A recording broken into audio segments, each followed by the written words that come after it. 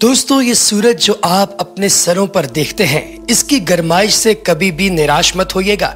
वजह उसकी ये है कि सूरज अगर एक दिन के लिए ना निकले या फिर सूरज लगातार गायब हो जाए या अगर सूरज होता ही नहीं तो इंसानियत का वजूद इस दुनिया में कभी भी सरवाइव ना कर सकता।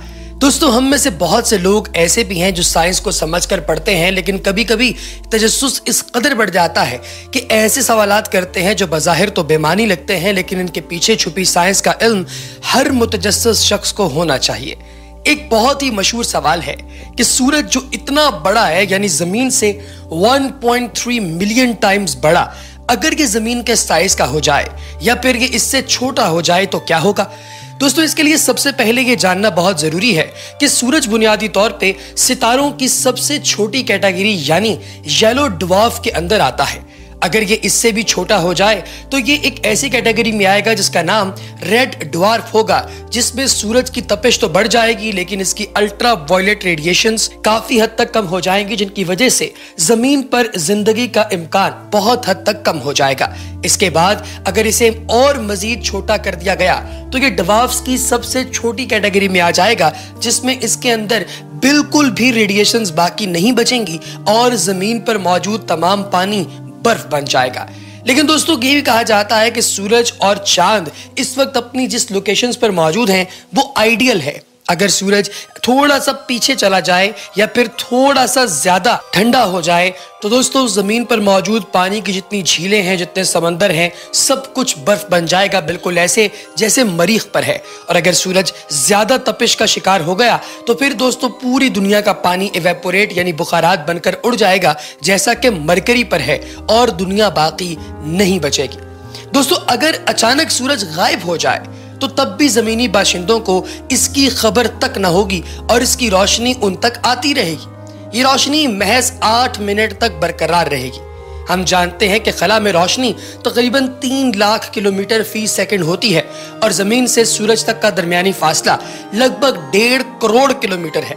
तो इस फासले को तय करने में रोशनी को 8 मिनट की मुसाफत तय करना पड़ती है। जी हाँ दोस्तों, सूरज की रोशनी जो आप इस वक्त देख रहे थे वो 8 मिनट पहले सूरज से रवाना हो चुकी है। यूं इस बात का अंदाजा लगाया जा सकता है कि रोशनी जो इस कायनात की सबसे तेज रफ्तार शय कहलाई जाती है वो भी कुछ वक्त के बाद जमीन तक पहुंचती है।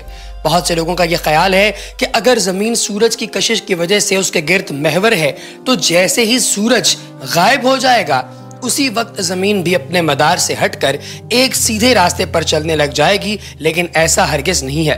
अगर आपने आइंस्टाइन का नजरिया इजाफियत पढ़ा है तो इसका एक पहलू यह भी है कि कायनात में जमीनों मकान की एक चादर मौजूद है। जिस चीज का जितना ज्यादा मादा होगा वो इस चादर में उतना गम पैदा करेगी और इसके गिर्द ढुलान पर छोटी चीजें जिनमें सियारे और सियारचे वगैरह शामिल हैं वो गर्दिश करेंगे। आइंस्टाइन ने यह भी बताया कि अगर कोई मादा इस चादर पर हरकत करेगा या अचानक गायब हो जाएगा तो इस चादर में लहरें, जिनको ग्रेविटेशनल वेव्स का नाम दिया गया है, वो बनेगी और इन लहरों के फैलने की रफ्तार रोशनी की रफ्तार के बराबर होगी।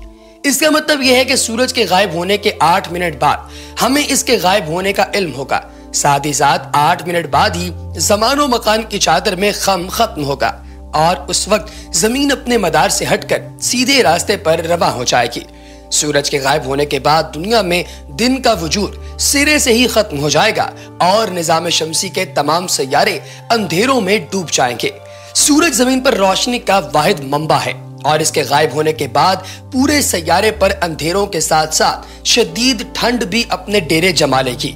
ऐन मुमकिन है कि चंद दिनों में पूरे कुर्राए अर्ज पर जिंदगी का नामो निशान भी बाकी ना रहे। तो ये था जवाब कि अगर सूरज गायब हो जाए तो क्या होगा। लेकिन दोस्तों, सूरज की मौत बाकी सितारों की तरह होगी। हम जानते हैं कि सूरज के मरकज में हाइड्रोजन और हीलियम के दरमियान कीमियाई अमल जारी है, जिसकी वजह से रोशनी और हरारत भी पैदा होती है। लेकिन इसके नतीजे में कुछ और मादनियात भी बनती हैं, जिनमें लोहा भी शामिल है। इनके बनने की वजह से सूरज का हुजम आहिस्ता आहिस्ता बढ़ रहा है।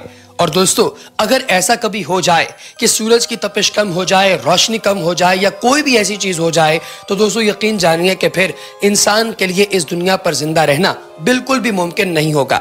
अगर दोस्तों सूरज जमीन के साइज के बराबर आ जाता है तो ये बिल्कुल जमीन के पास मौजूद तो होगा, लेकिन ये एक सैयारा नहीं, बल्कि एक सितारे की डैंग फॉर्म होगी, यानी मुर्दा होता हुआ सितारा, क्योंकि सितारे के लिए जो मिनिमम रिक्वायरमेंट है सूरज उस पर भी पूरा नहीं उतर पाएगा।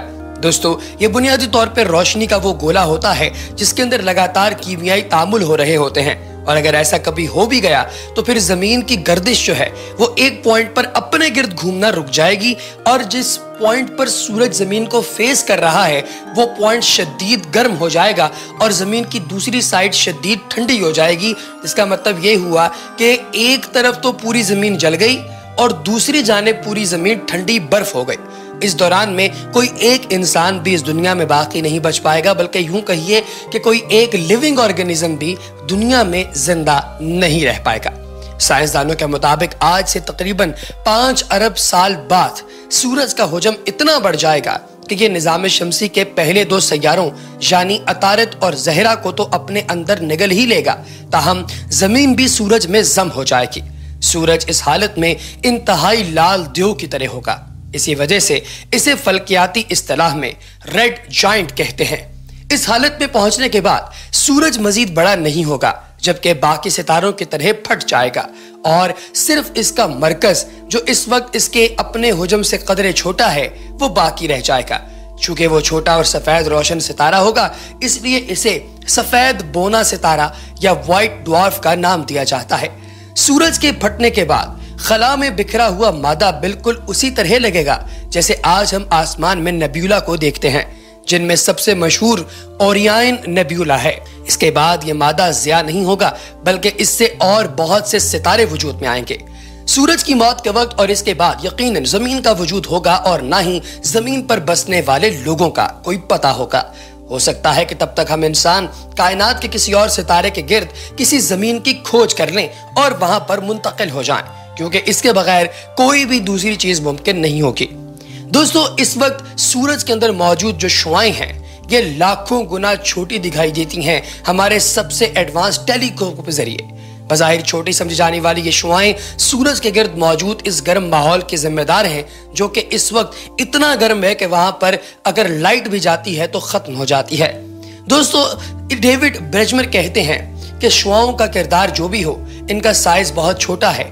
यही वजह है कि इतने अरसे तक साइंसदानों की नजरों से ये शुआएं ओझल रही, जो सूरज के अंदर नई नई शुआएं हम लोग ईजाद कर रहे हैं। साइंसदान इस बात से बखूबी वाकिफ हैं कि जमीन बहुत जल्द शायद खत्म हो जाए, या यहाँ पर क्लाइमेट चेंज इतना स्वेर किस्म का हो जाए कि इंसानियत बाकी ना बचे। इसलिए दीगर सैयारों की जानिब ट्रांसपोर्टेशन का आगाज कर दिया गया है, और बहुत जल्द हम लोग दूसरे सैयारों की जानिब शिफ्टिंग भी कर लेंगे, जैसे कि मार्स की जानिब। लेकिन देखते हैं कि तारीख का पन्ना किस समत पुटता है।